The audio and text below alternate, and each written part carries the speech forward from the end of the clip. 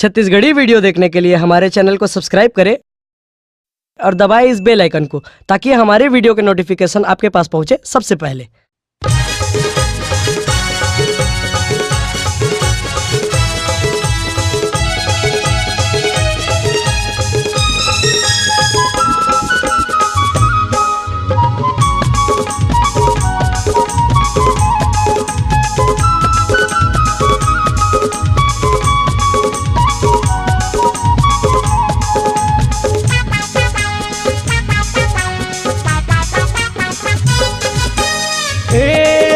हो रंग टूरी का मुहनी खवावत है बाहर गाँव के टूरा मल रे गली गली तना चावत है।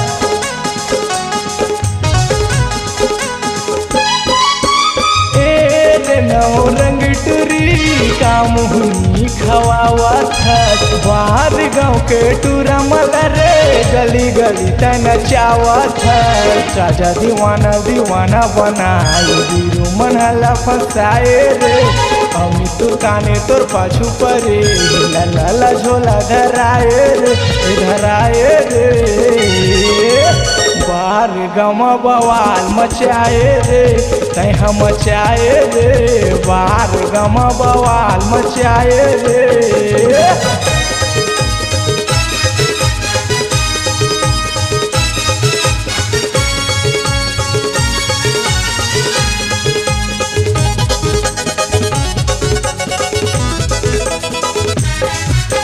लल्ला दिन कर तोला टूरी सादा वस्त्रालय ले जाते आनी बानी के तोर मन के टूरी ओहर ले वाथे।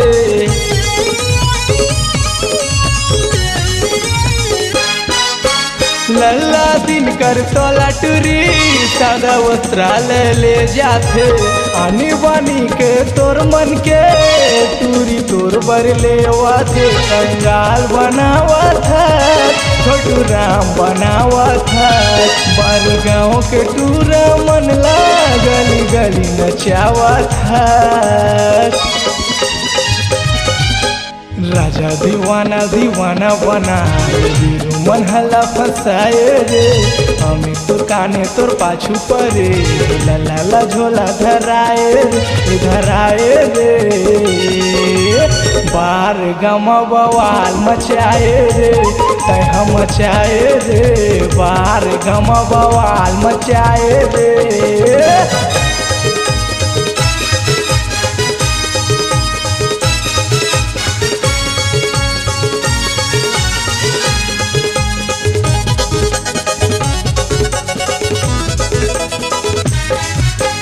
धनी बाजार में गुपचुप तोला बीरू मन हरा खवावत है शिवम लहरे तोला पैसन पोरो गली गली रे घुमावत है।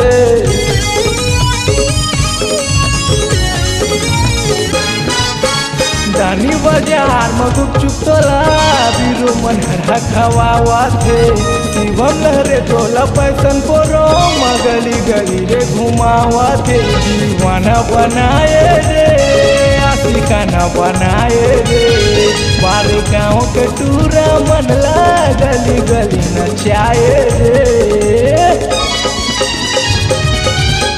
राजा दीवाना दीवाना बनाए बीरू मन हला फसाए रे राज तोर काने तोर पाछू परे ला ला झोला धराए रे बार गमा बवाल मचाए रे तय हम मचाए रे बार गमा बवाल मचाए रे।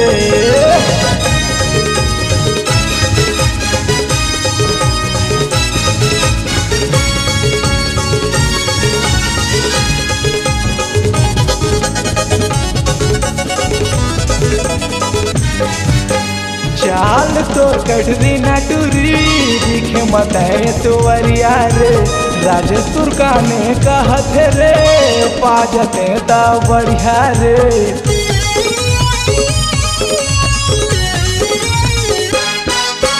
चाल तोर कटरी बैठली ना टूरी दिखे मत तवरिया रे राजेश तुर्काने कहा थे रे बाजते होता बढ़िया रे दीवाना बनाए रे फांसी का ना बनाए रे बार गाँव के टूरा मनला गली गली नचाए रे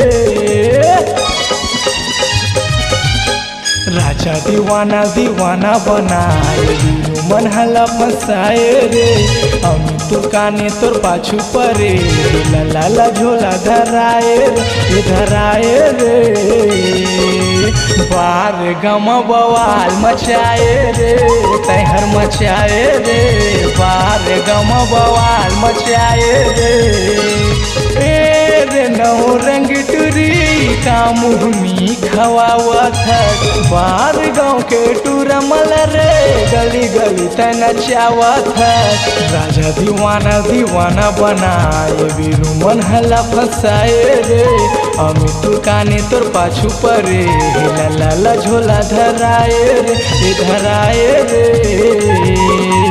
बार गम बवाल मचाए रे तैहर मचाए रे बार गम बवाल मचाए रे तैहर मचाए रे बार गम बवाल मचाए रे तैहर मचाए रे बार गम बवाल मचाए रे।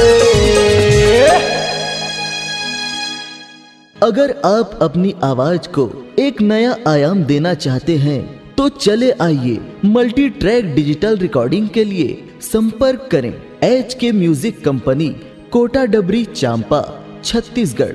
मोबाइल नंबर है 9329238487 और 8085380339।